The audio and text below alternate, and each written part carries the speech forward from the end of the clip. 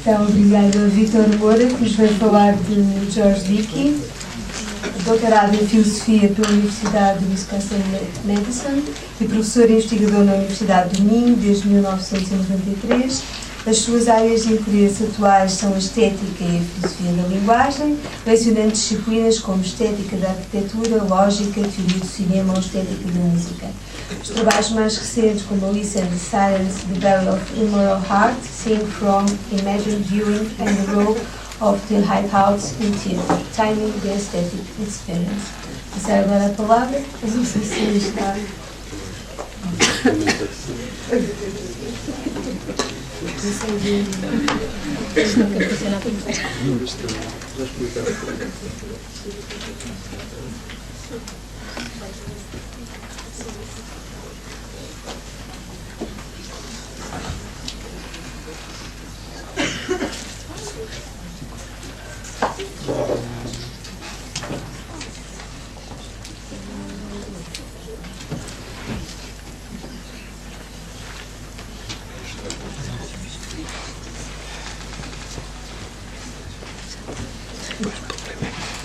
Desde já, muito obrigado à organização, ao professor Ricardo Franco Correia, o artista, pelo convite para estar aqui hoje. Eu não tenho um texto para ser lido, vou fazer uma apresentação. De qualquer maneira, se houver pontos que fiquem menos claros, quero esclarecer e passando um pouco a publicidade. Há uns anos eu publiquei um livro, Arte em Teoria, onde, entre outras coisas, incluí uma tradução de uma parte substancial de The Art Circle, a parte que George Dickey considerava realmente essencial da obra. A Arte em Teoria está disponível no repositório da Universidade do Minho, portanto qualquer pessoa pode descarregar o PDF e consultar a obra. George Dickey é um filósofo norte-americano, contemporâneo. Ele nasceu em 1926, ainda é vivo. É professor emérito na Universidade de Illinois, em Chicago. E é particularmente conhecido como o fundador da chamada teoria institucional. Como quase todas as etiquetas em filosofia, o termo institucional aqui é um pouco excessivo. Na verdade, Dickey é o responsável por duas teorias sobre a identificação da arte. Uma que é propriamente institucional e corresponde a uma obra anterior, de 1974, A Arte e o Estético. E depois, uma segunda teoria, corresponde a uma obra bastante posterior, já de 1997, O Círculo da Arte, onde, de facto, ele apresenta uma nova teoria que só muito marginalmente se pode considerar institucional. Aliás, como tentarei mostrar, aquilo que se verifica na evolução do pensamento de Dickey é o abandono, exatamente, de um caráter propriamente institucional da arte.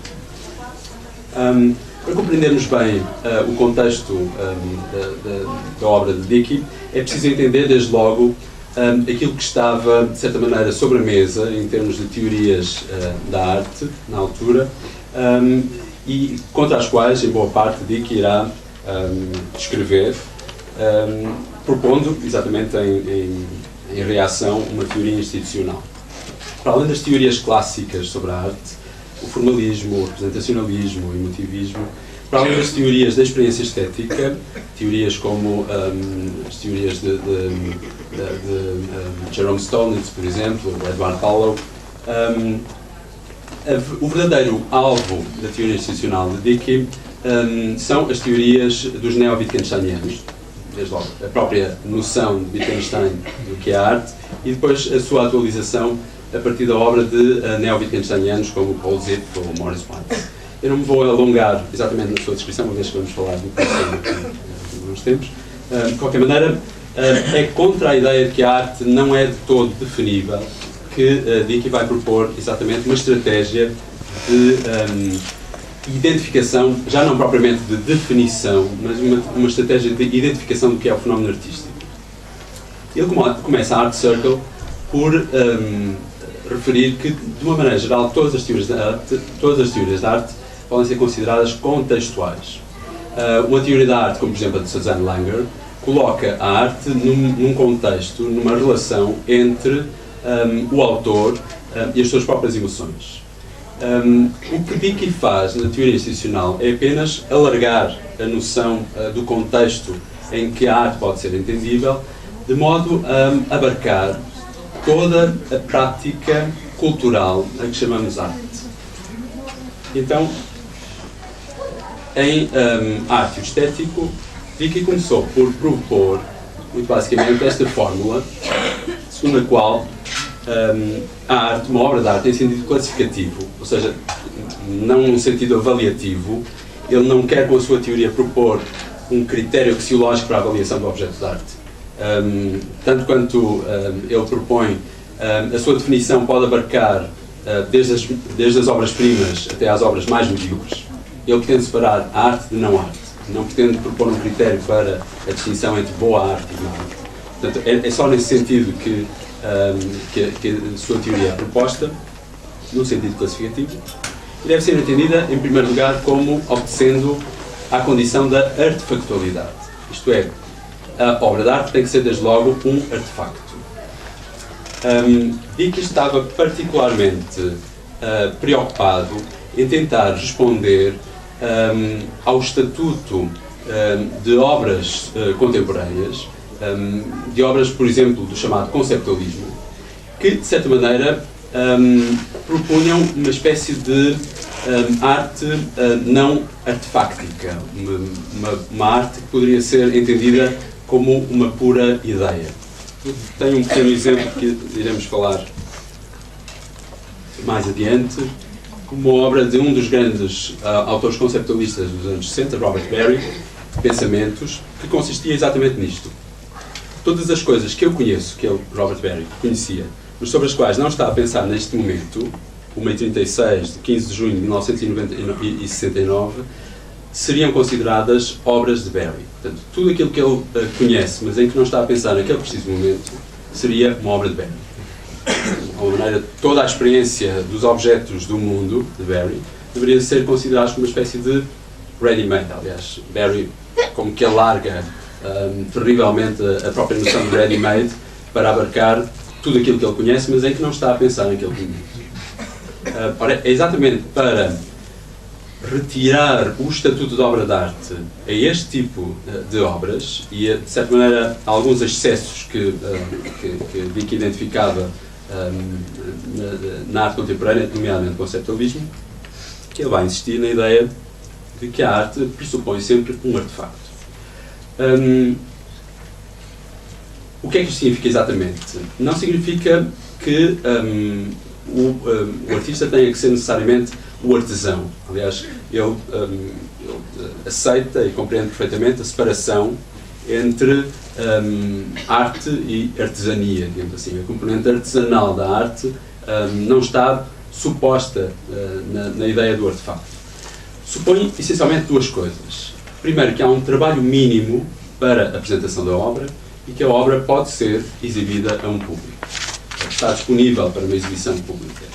Algo que, por exemplo, a obra de Barry de Pensamentos não aceitava, algo a que a obra de Barry não corresponde. Nesta primeira obra, Vicky ainda pensava que a artefactualidade poderia ser algo conferido. Por exemplo, se pensarmos no exemplo da Found Art, um artista encontra um caixote amarrotado numa rua de Nova Iorque e leva para uma galeria de arte e designa como obra de arte. Portanto, nesse sentido, a artefactualidade poderia ser conferida ao objeto.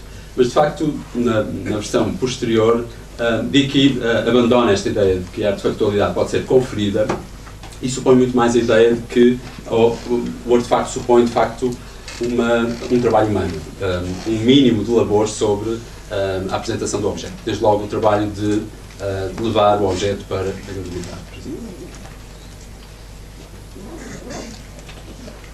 Mas é a segunda condição que é mais propriamente institucional e aquela que levantou muito mais polémica. A obra de arte seria então, segundo esta segunda condição, um conjunto de aspectos, reúne um conjunto de aspectos que faz com que lhe fosse conferido o estatuto de candidato à apreciação por parte de alguma pessoa ou pessoas agindo em nome de uma certa instituição social, a que podemos chamar o mundo da arte. A noção do mundo da arte ocorre primeiramente numa obra de Arthur Danto, intitulada justamente O Mundo da Arte, onde Vicky a recolhe, e supõe exatamente que a arte faz sentido enquanto atividade artística. O objeto de arte é um objeto dotado de um determinado estatuto dentro de um enquadramento que chamamos mundo da arte. E o mundo da arte é, nesta primeira fase ainda, uma estrutura relativamente institucional. Aliás, Dickey, algo que se repreendeu mais tarde, compara o mundo da arte a instituições propriamente estabelecidas, a Igreja Católica, o Estado norte-americano, a Universidade de Illinois, onde ele dava aulas, portanto, corresponderia ao conjunto de todas as instituições que, de alguma maneira, têm relação com o objeto de arte. Os museus, obviamente, as escolas de arte, as revistas de crítica especializada, o público das salas de concerto, etc. etc. Portanto, todo esse conjunto de instituições comporia o chamado mundo da arte. Há determinados indivíduos, dentro deste mundo da arte, com um determinado estatuto, que lhes confere a capacidade de propor determinados objetos devido a determinadas razões, ou em função de determinadas razões, de propor determinados objetos para a apreciação estética. Notem que, e este é um ponto que Dickey acha que foi muito mal compreendido logo desde a sua primeira formulação, o agente do mundo da arte não tem a capacidade de atribuir ao objeto o estatuto de obra de arte. Esse estatuto é algo que vai ser adquirido, isto pode constituir um processo longo, dentro do enquadramento do mundo da arte. Portanto, só depois dessa candidatura, dessa primeira candidatura, é que o objeto poderá ou não vir a alcançar o estatuto de obra de arte. O que supõe exatamente que há sempre uma espécie de limbo entre a primeira candidatura, a candidatura original do objeto à apreciação artística, e depois o momento em que ele de facto é digno da apreciação artística e se torna objeto de arte. Notem que Dickey utiliza o termo agindo em nome de, e fala inclusivamente, nesta primeira formulação, dessa pessoa ou pessoas como um agente que age em nome do mundo da arte. Algo de que também irá arrepender-se mais tarde. O agente do mundo da arte pode ser, e é muitas vezes, o artista, mas não tem necessariamente de ser o artista. E há dois exemplos clássicos do modo que demonstram que o agente pode não ser necessariamente o próprio artista. Há um célebre fotógrafo norte-americano da passagem do século XIX para o século XX, John Belloc, um fotógrafo relativamente obscuro, conhece muito pouco da sua biografia, de Nova Orleans, que era um fotógrafo absolutamente normal, um indivíduo que tirava fotografias de famílias e documentos, e fotografias para documentos de identificação pessoal. Depois da sua morte foi encontrado um baú repleto de negativos e de fotografias de Belloc, que eram na sua maior parte fotografias de prostitutas colocadas em encenações bastante burlescas, para dizer o mínimo. 50 anos mais tarde, depois da sua morte, este baú foi encontrado por um crítico de fotografia, Friedlander, que ficou absolutamente fascinado com as fotografias de Belloc. Entre outras coisas, o que lhe interessou a Friedlander foi o uso da rasura como técnica plástica. Belloc rasurava as próprias fotografias depois de reveladas, em parte para esconder a identidade das próprias prostitutas, mas depois em parte para com objetivos que não são totalmente claros e que denotam algum interesse plástico na composição das fotografias. Se procurarem na internet irão encontrar algumas dessas fotografias e de facto elas são inusitadas, para dizer o mínimo. Podemos achar que neste caso o verdadeiro agente não é o fotógrafo John Belloc. Portanto, quando sabemos, Belloc criava as suas fotografias para deleite pessoal, sem nenhum objetivo de as exibir publicamente. Portanto, a ideia do agente, daquele que é de facto habilitado pelo mundo da arte para transformar aqueles objetos em objetos de arte, deve ser imputada ao crítico Friedlander. Há um outro exemplo também clássico, Alfred Wallace, talvez o fundador daquilo que hoje chamaríamos a pintura naïve, que era um marinheiro inglês. Durante muitos anos ao serviço da Companhia das Índias Orientais. E quando voltou para a sua aldeia, na Cornualha, depois de falecer a mulher, não tinha mais nada para fazer senão recordar os bons velhos tempos das suas passagens pelos mares do sul. E então começou a pintar, muito rudemente, paisagens ou situações de que se lembrava da sua passagem pela marinha mercante. Um belo dia, dois artistas plásticos ingleses, nomeadamente Keith John, passaram à porta de Wallace, descobriram alguns dos seus quadros a secar à porta e ficaram absolutamente fascinados com o trabalho.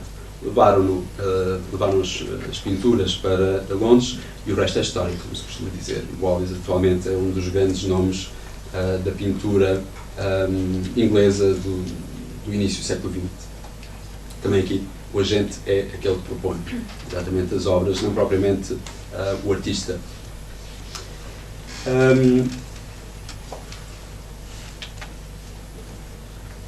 Bom, esta teoria teve um impacto fortíssimo e foi altamente criticada por vários motivos. E eu penso que ganharemos, até em termos da sua compreensão, se atendermos às críticas que foram apontadas à teoria, pela maior parte dos grandes filósofos anglo-saxónicos da época, e também ao modo como Dickey tentou refutar, ou, inclusive, o modo como ele aceitou algumas dessas críticas, porque isso conduz-nos diretamente à sua reformulação da teoria na segunda formulação. Eu iria começar pelas críticas que foram refutadas por Dickey. Em primeiro lugar, a crítica vinda do campo neo-wittgensteiniano, nomeadamente as críticas que lhe foram feitas por Morris Weitz. Para os neo-wittgensteinianos não poderia haver nenhum requisito para o estabelecimento de um objeto como é objeto de arte, muito menos a artefactualidade. Boa parte daquilo que os wittgensteinianos defendem é que não existe nenhum denominador comum a unir todos os casos, todos os objetos que nós incluímos no universo dos objetos de arte. Exatamente, muitas obras, nomeadamente obras conceptualistas, não correspondem à condição da artefactualidade. Um neo-wittgensteiniano estaria perfeitamente disponível para aceitar pensamentos de Robert Barry como uma obra de arte. Ou, por exemplo, aceitar as obras de Solowit como obras de arte.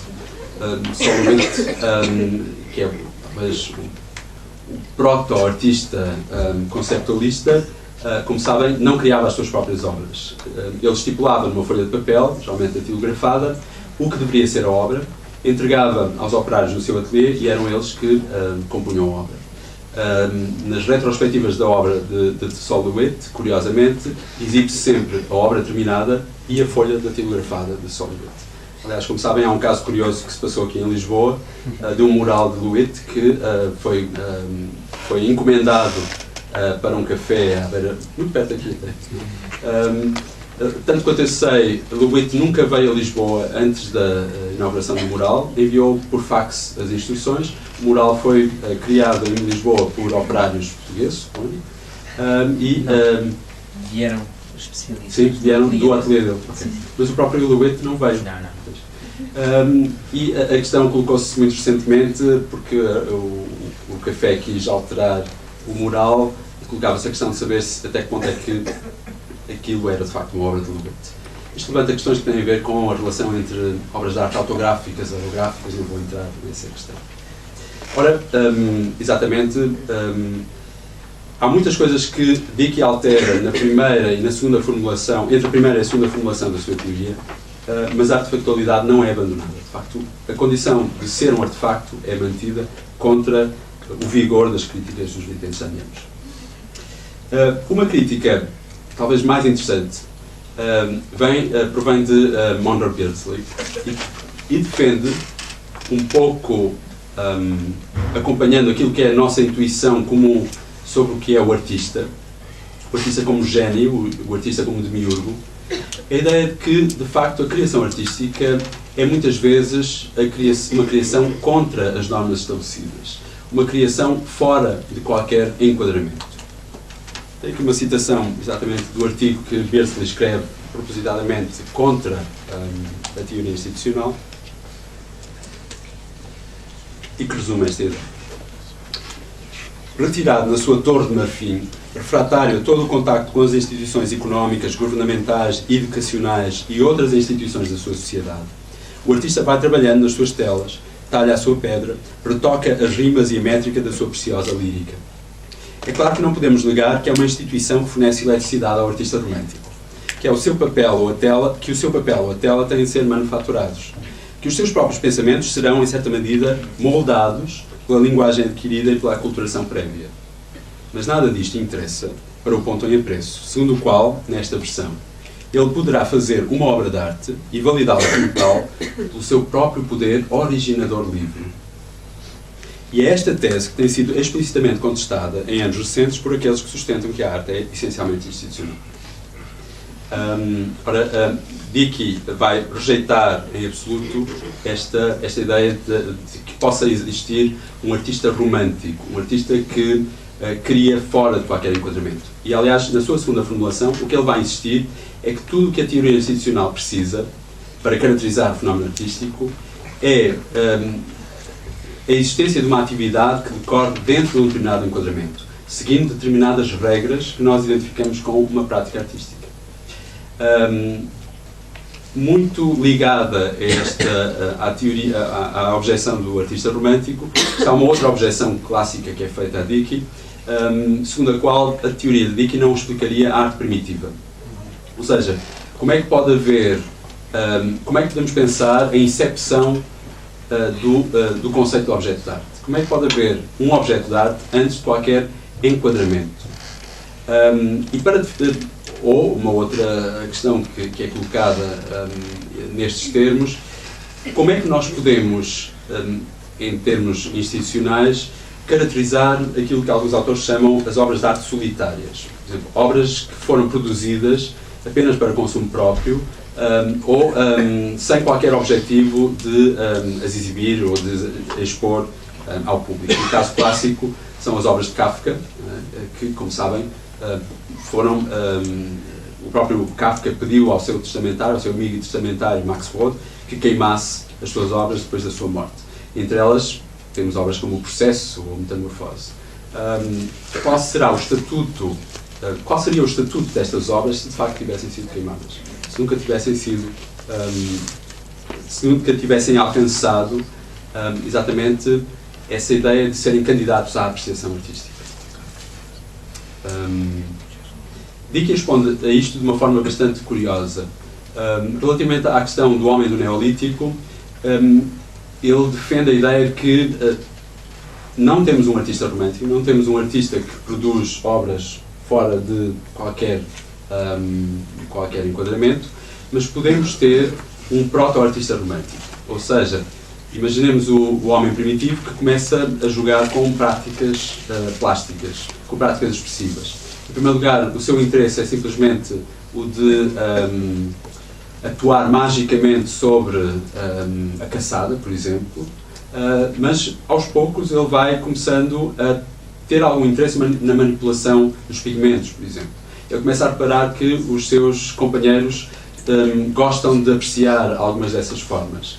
A partir de uma certa altura nós podemos pensar que aquilo que ele está a fazer, passadas algumas semanas ou passados alguns dias, supõe já um enquadramento. Aquilo que ele faz já tem uma relação com aquilo que poderíamos chamar um primeiro mundo da arte. Então, o que ele produz é arte. Estou bastante apertado de tempo.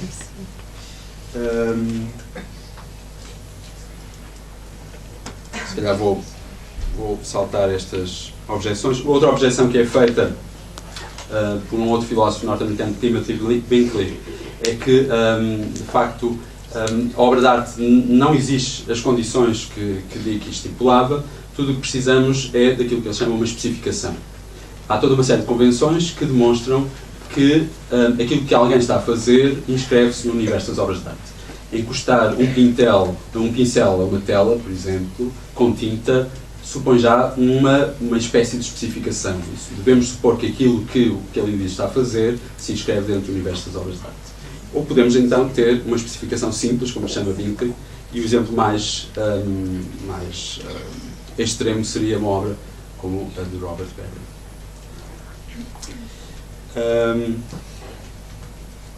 Por causa de todas estas objeções, de facto, seria interessante percorrê-las, porque há toda uma oscilação entre as duas teorias que seria curioso monitorizar. Dickey transforma então a sua primitiva teoria institucional, retirando de certa maneira o aspecto mais institucional, para propor uma teoria bastante mais centrada sobre a relação entre um emissor e um público. E cito agora já do Círculo da Arte: defendia anteriormente que ser um artefacto constitui uma condição necessária para algo ser uma obra de arte. Esta afirmação implica uma regra para a produção de arte. Se alguém quiser fazer uma obra de arte, deve fazê-lo criando um artefacto. Portanto, essa condição mantém-se. Afirmei agora que ser uma coisa do tipo das que se apresentam a um público do mundo da arte é uma condição necessária para algo ser uma obra de arte. Tudo o que é preciso é produzir um objeto que pertença a uma espécie particular, que é a espécie dos objetos que são produzidos para serem apresentados a um público mais ou menos preparado para perceber esse objeto de forma apropriada. Esta afirmação implica uma outra regra para a produção de arte. Se alguém quiser fazer uma obra de arte, deve fazê-lo criando uma coisa do tipo das que se apresentam a um público do mundo da arte. É com esta regra que os dadaístas, como Duchamp, gostavam de brincar, vendo até que ponto a podiam quebrar e mesmo assim produzir uma obra de arte. E então, resumindo, surge uma segunda formulação da teoria de Dickey, segundo a qual uma obra de arte em sentido classificativo deveria continuar a ser um artefacto, mas apenas, abandonando o caráter institucional, criado por um agente para um público mais ou menos preparado para o receber de modo apropriado. Há uma crítica inerente, é uma crítica feita e que o próprio Dickey aceita e considera que estava, de facto, respondida já implicitamente na sua primeira formulação, segundo a qual toda a teoria de Dickey enferma de uma circularidade.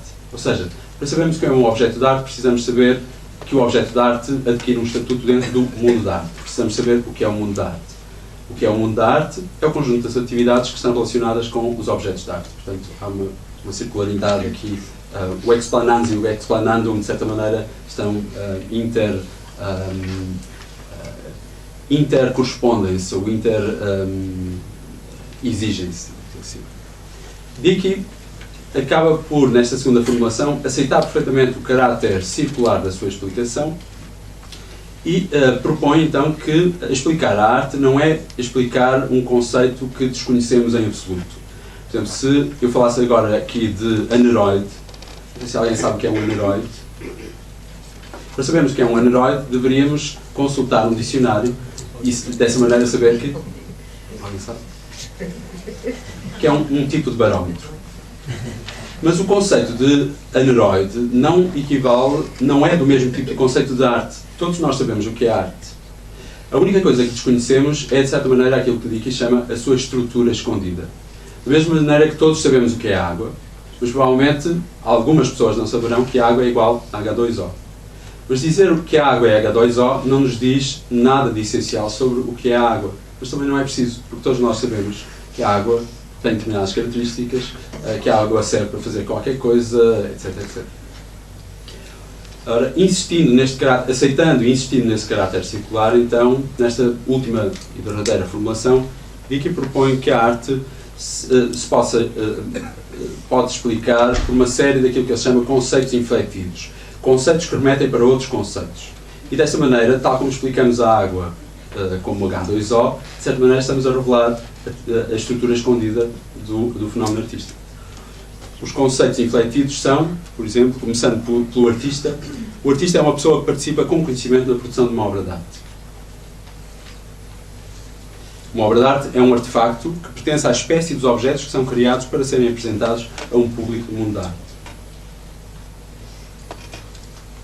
Um público é um conjunto de pessoas que estão preparadas em certo grau, e havia muito para dizer sobre isto, para compreender um objeto que lhes é apresentado. mundo da arte é a totalidade dos sistemas do mundo da arte. E um sistema do mundo da arte é um enquadramento para a apresentação por um artista de uma obra de arte a um público do mundo da arte.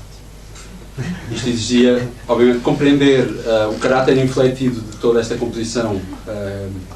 Dava pano para mais meia hora. Fico por aqui. Obrigado.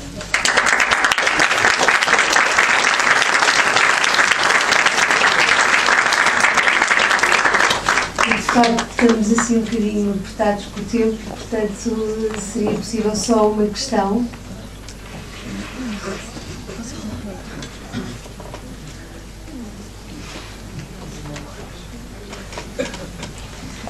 Muito obrigada pela comunicação tão interessante. É uma pergunta muito breve sobre a frase de Robert Barry. Alguma coisa muda quanto ao estatuto de contra-exemplo da frase se o artefacto fosse a frase ela própria? Quer dizer, se concebesse a própria frase como um objeto de arte, uma espécie de universos filosóficos formulados à la Borges, portanto, um objeto de literatura, e não um critério para a construção de uma coleção de coisas. O mesmo podia ser dito das obras de Louet, não é? A obra seria, essencialmente, a folha datilografada, não é? A descrição da obra. Mas, de facto, o que este autor supõe é que o mais importante não é propriamente, digamos assim, o signo da apresentação da obra, mas aquilo que a obra designa. Barry queria, de facto, que depois da leitura desta frase nós entendêssemos como sua obra tudo aquilo que ele conheceu ao longo da vida, mas em que não está a pensar naquele momento. Há um exemplo paralelo.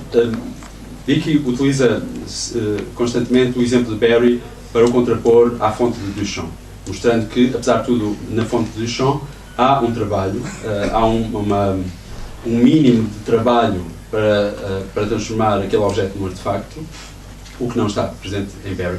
Mas há um exemplo também de Duchamp que é muito curioso e que provavelmente baralharia, se justaposto ao de Barry, baralharia ou não a questão. Como sabem, em 1913, Duchamp, fascinado pelo edifício Woolworth, aquele célebre edifício neogótico na Baixa de Manhattan, escolheu um sítio particular de um terraço de Manhattan, de onde se tinha uma perspectiva particular do Woolworth. Colocou uma placa naquele sítio e afirmou que, visto daquele sítio, o edifício Woolworth era uma obra de Duchamp. No fundo, fez aquilo que fez ao urinol, não é? Colocou numa determinada perspectiva. Isto deu origem a um caso, a um processo por parte do arquiteto do edifício Woolworth, Cass Gilbert, inclusive porque quando o edifício foi vendido, Duchamp alegava ter direitos de autor a cobrar. De facto, a obra é o edifício Woolworth, não é propriamente, visto daquela perspectiva, não é o ato, digamos assim, não é o ato de designação do objeto. A questão pode ser diferente dentro do conceptualismo ainda, se nós acharmos que, na verdade, algumas obras conceptualistas não indicam como obra o objeto terminal, mas o dispositivo da obra. Por exemplo, Joseph Kosuth poderia colocar um spray de tinta a disparar a tinta contra uma parede branca de 3 em 3 segundos. O que é a obra? É o esguicho de tinta que ao fim de uma hora está na parede, ou é o dispositivo da obra? Se é o dispositivo da obra, então a obra desloca-se do caráter das artes plásticas para algo performativo. Se o que interessa na obra de Barry é exatamente a sua formulação, então não temos uma obra de artes plásticas, Barry era um artista plástico, mas eventualmente uma obra de literatura. Mas eu não sei se isto será interessante enquanto obra de literatura. E Barry não a consideraria como obra de literatura, porque ele de facto estava a designar como sua obra todos os objetos que ele conheceu, mas em que não estava a pensar naquele preciso momento.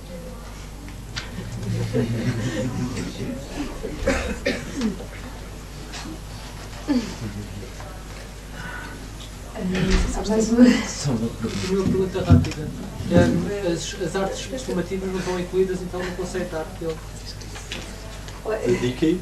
As artes, sim, Sim, claro. formativas, música, não claro. se inclui. Estão incluídas. Como é que uma música de improvisação, que não tem pauta, não tem um artefacto, como é que se incluiria? É o som, não é a produção do som. O artefacto é a produção desse som. Mas o som não é um artefacto, ou qual é que é o conceito? Não é um artefacto. O que é um artefacto? Tem que ser... Não é um objeto físico. Nós estamos quer dizer, o som também é um objeto físico. E uma performance que não seja datada também... É um artefacto. É algo que supõe um trabalho humano, não é? Uma atividade humana. Então, e a frase do Robert Barry não é? A frase sim, mas aquilo que a obra de Barry não é a frase, é aquilo que a frase designa. Desculpe, mas não temos de facto mais tempo. Mas temos uma comunicação antes do intervalo. Obrigada, Vitor.